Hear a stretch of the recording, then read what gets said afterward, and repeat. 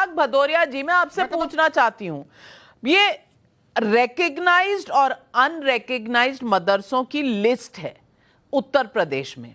अब 2016-17 में रेकग्नाइज्ड तो थे 7,500, अनरेकग्नाइज्ड थे 3,000, तो टोटल थे 10,000, 10,500 मदरसे उत्तर प्रदेश में। ये 2020-21 में बढ़कर हो गए हैं 12,500 रेकग्नाइज्ड और 2,500 अनरेकग्नाइज्ड। तो टोटल तो बढ़ा है मदरसों का टोटल बढ़ा है, अनरेकग्नाइज्ड कम हुए। मैं पूछना चाहती हूं अनुराग भदौरिया जी, अगर इस देश के बच्चों का भविष्य अच्छा करना होगा तो इन्हें कहीं ना कहीं पढ़ाई तो देनी पड़ेगी। आप रिलीजियस पढ़ाई जरूर करिए उनकी, लेकिन आप पढ़ाई तो करवाएंगे उनको, बेसिक जो एजुकेशन है वो तो दिलवाएंगे कि कल को ये बच्चे कंपेटिटिव नौकरियों में जा सके। मैं पूछ रही हूं अनुराग भदौरिया जी, इस बात से क्यों परहेज है? देखिए, मैं तो एक ही बात कहूँगा, वक्र तुंड महाकाय सूर्यकोटि समप्रभा निर्विघ्नं कुरु मे देव सर्व कार्येषु सर्वदा। गणेश जी का चल रहा है, चतुर्थी है, गणेश जी को प्रणाम किया मैंने। और गणेश जी के कान बड़े होते हैं, मतलब वो सबकी बात सुनते हैं, जो परेशान लोग होते हैं उनकी बात को ज़्यादा सुनते हैं। लेकिन हमारी जो सरकार है उसके कान छोटे हैं, और कई बार लगता है कान है ही नहीं सरकार के, क्योंकि सरकार जनता की आवाज़ सुनना ही नहीं चाहती है।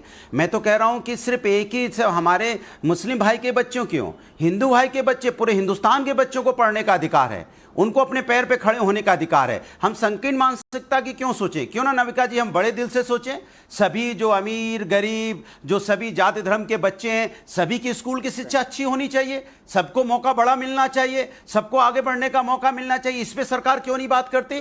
क्यों नहीं सरकार कहती कि जो गवर्नमेंट स्कूल हैं या जो मदरसे हैं, सभी बच्चों को आगे बढ़ने का अधिकार है और सब बच्चे आगे बढ़ें, इसलिए सबको कंप्यूटर की शिक्षा हो, सबके हाथ में लैपटॉप हो, सबको एजुकेशन अच्छी हो, टीचर अच्छे हो, फैसिलिटी अच्छी हो, स्कूल में जाने की कम से कम रोड की व्यवस्था हो। जो कई बार देखा जाता है स्कूल जब जा रहे होते तो रोड ही नहीं है, वो आप देखो कुर्सियां रख रख के बच्चे टीचर को स्कूल तक पहुंचाते हैं। तो क्या ऐसा स्कूल होना चाहिए क्या? या कोई ऐसा मदरसा होना चाहिए कि जहां पे शिक्षा ही नहीं हो रही हो?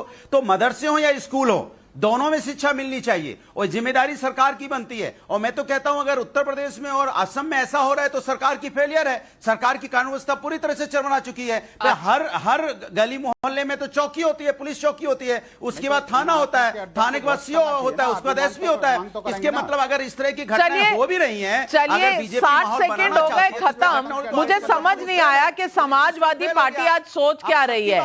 गणेश जी के बारे में बोल रहे हैं तो कागज से पढ़कर बोल रहे हैं, कागज से पढ़कर बोल रहे हैं।